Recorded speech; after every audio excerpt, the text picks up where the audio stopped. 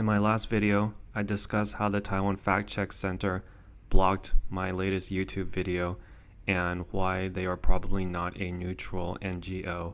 They are basically here in Taiwan to block the spread of real information that is damaging to the Tsai administration.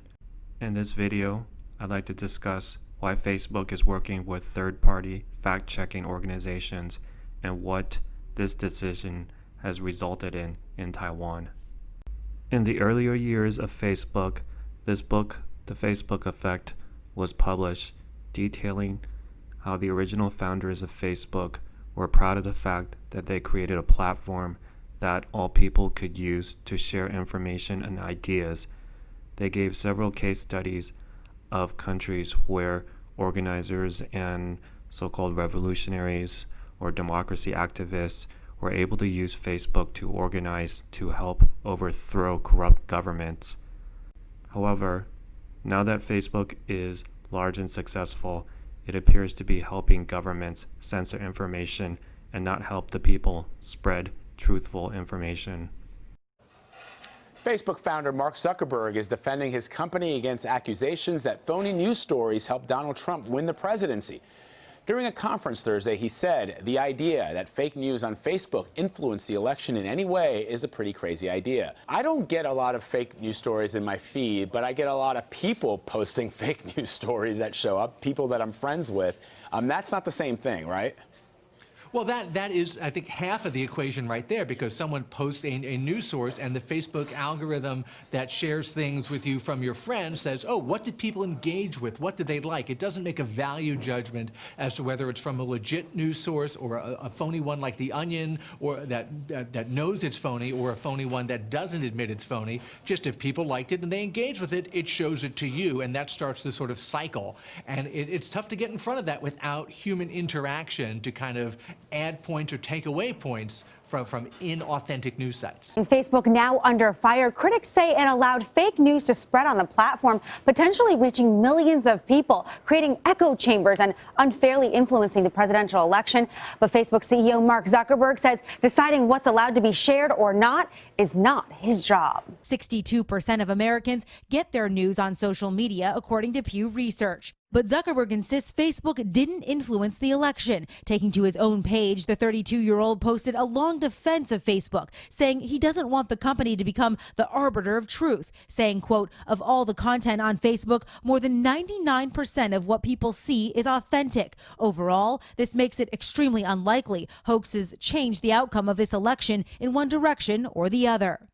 And when one Facebook user replied to Zuckerberg arguing it is the company's responsibility to separate fact from fiction, he disagreed, saying Facebook is a technology company and that news and media are not the primary things people do on Facebook. Facebook is declining to comment further on the issue. Zuckerberg says there's more Facebook can do, and the company will work to improve those tools to flag that fake news. Facebook is promising changes to fight the spread of misinformation and fake news on the social network. Founder and CEO Mark Zuckerberg is laying out a plan to keep phony news stories off Facebook feeds. Zuckerberg outlined 7 ways the social media giant hopes to curtail misinformation: stronger detection measures, easy reporting of fake stories by users, third-party verification by fact-checking organizations, and possibly adding warnings, flagging false stories by third parties or the Facebook community. I want you all to know that we are fighting the fake news. It's fake,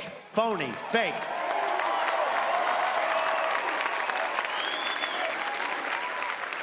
A few days ago, I called the fake news the enemy of the people, and they are. They are the enemy of the people.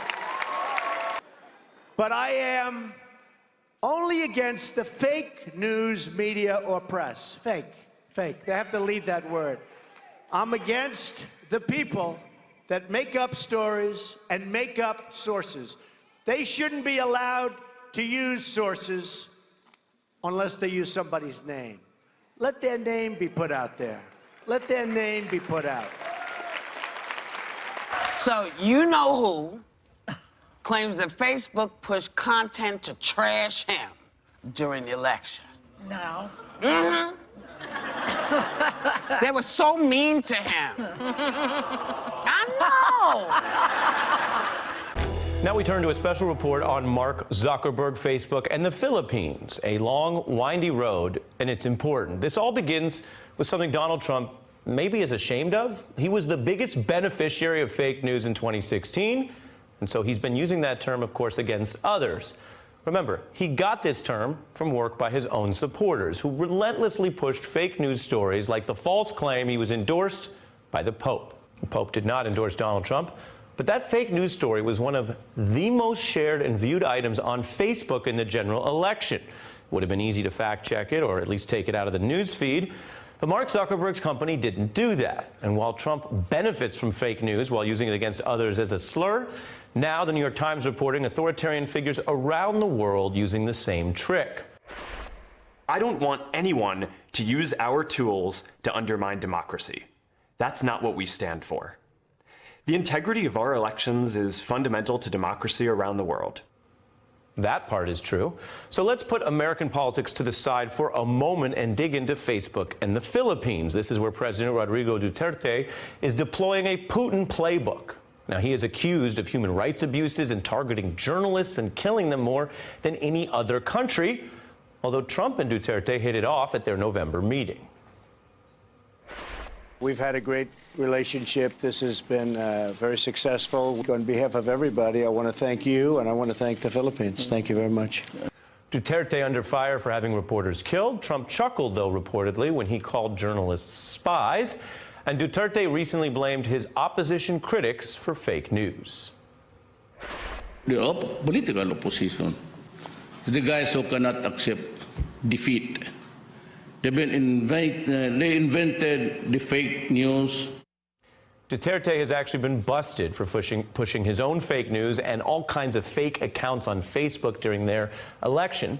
The now infamous Mark Zuckerberg defense that he and his company only really learned about all of these problems after the November U.S. election, that doesn't look very true.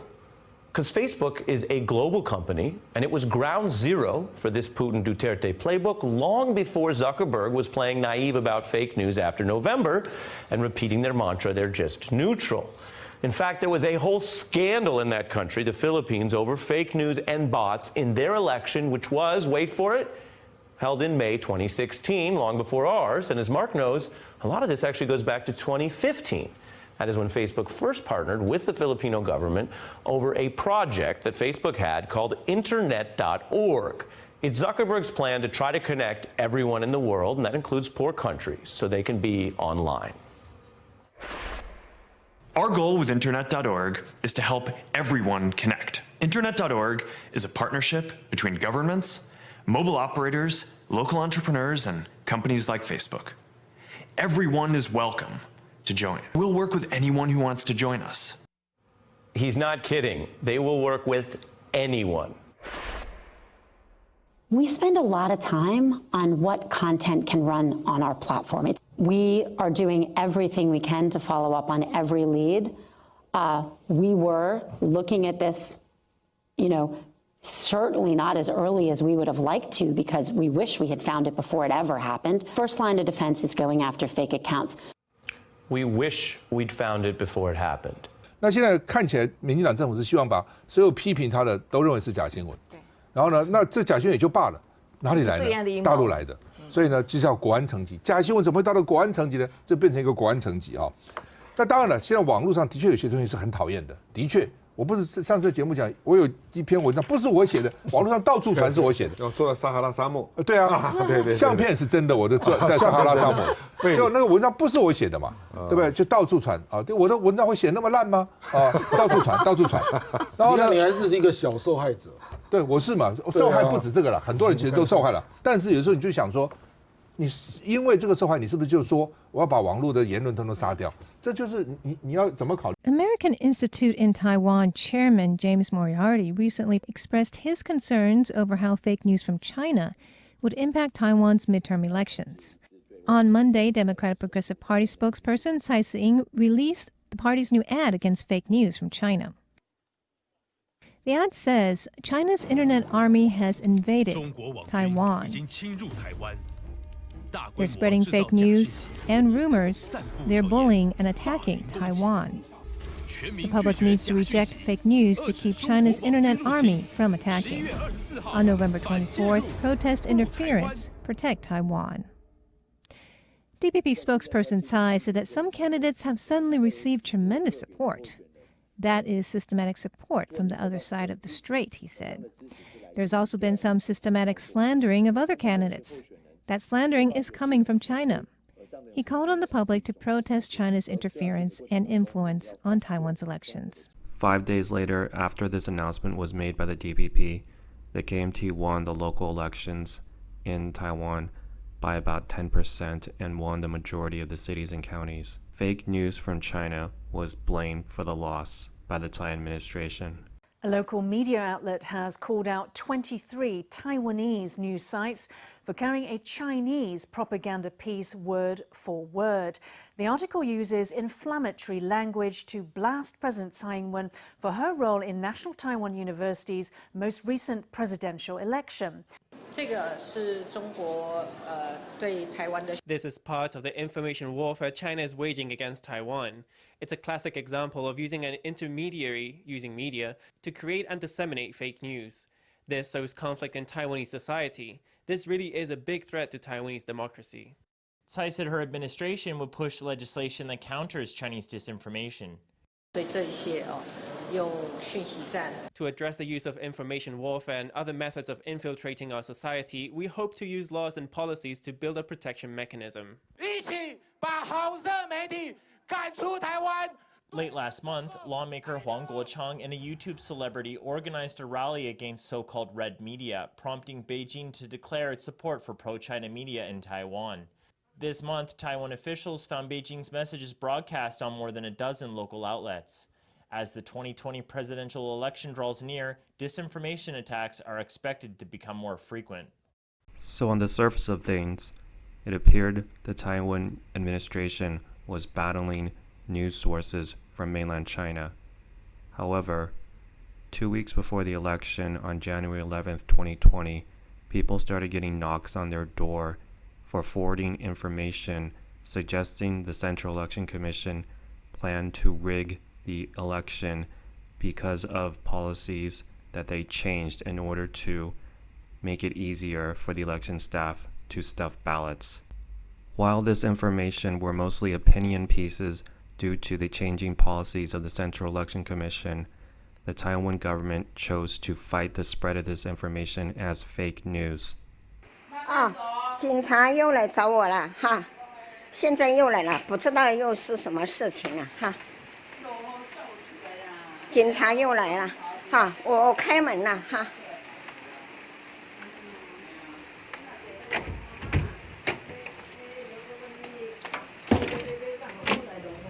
哎，别忙哈，什么事情？哎，有事情要请教你。啊，什么事？哎，来，我这个单子要给你看一下。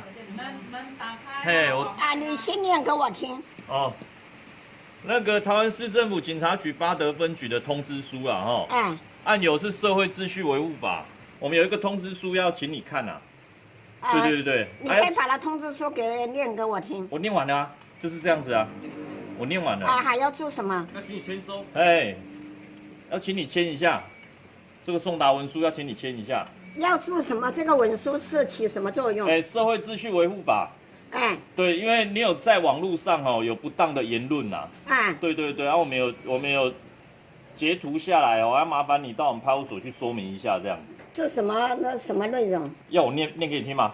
念。哦，坐票、监票、废票，太多绿奥婆藏在每个步骤中选会今年改了规则，全换成新的绿支票所人员了投完票不报出实领总票数，所以根本不知道总票共领了多少，空白票多少。内容大约是这样子你等于是在讲中选会的事情啊，这有侮辱到中选会这样有不当的言论这样所以要麻烦你要配合一下这样。对。那个我只是转播，那么多人都在转播，你要把所有的人都叫来，那才可以。这个我们都会叫啊，你是其中一个，你懂意思吗？有多少？啊？有多少人？有多少？这其他单位会查，因为我们现在有查到你的部分，所以我们会先过来找你这样子。了解意思吗？其实我也不懂什么中选会，我只是说转播一下。对啊，因为用你的 IP， 用你的名义转播的，那要判多重的刑罚？这不会判，这没有刑法的问题啊，这是社会秩序维护法的。We can see from this video that in addition to going after mainland China sources of information in Taiwan, the Tsai administration was actually just going after ordinary people who were just forwarding information that exposed what they planned to do in the January 11th, 2020 presidential election. The information forwarded by this old lady was actually true. All of it was true, as far as what the police mentioned here in the video. The election staff was not required to declare how many ballots were cast, as they were previously required to do so in previous elections in Taiwan. This rule was gotten rid of by the Central Election Commission in order to allow the election staff to stuff as many ballots as they wanted to in this election for President Tsai. Facebook's cooperation with the Tsai administration actually dates back to 2016. As early as 2016, Facebook has been allowing the Tsai administration to freeze and suspend personal accounts on Facebook that post unfavorable information regarding the Tsai administration. Facebook also blocks outside URLs, such as YouTube videos, if they are deemed to be false news by the Taiwan Fact-Check Center. Facebook does no verification of the decisions made by the Taiwan Fact-Check Center. In addition to this, the Taiwan administration also cooperates with the chat app Line. Line allows the Tsai administration to monitor messages, especially in group chats, for information it deems unfavorable to it. The Tsai administration uses local police and the Criminal Investigation Bureau to threaten the public with fines/jail time for posting or just forwarding information it wants to censor. So this is how a YouTube video with true information in it regarding election fraud in Taiwan has been blocked by the Taiwan Fact-Check Center and Facebook. The Taiwan administration has become a pseudo-democratic, authoritarian government and seeks to limit the spread of information damaging to its regime. So Mark Zuckerberg, I would like to ask you if you're watching this. In the beginning, when you first started your company, you wanted to help people connect with each other. However, now it appears that you just want to expand the influence of your company by siding with authoritarian regimes around the world. You can do that if you wish, but don't pretend to be on the side of justice. I don't want anyone to use our tools to undermine democracy. That's not what we stand for. The integrity of our elections is fundamental to democracy around the world.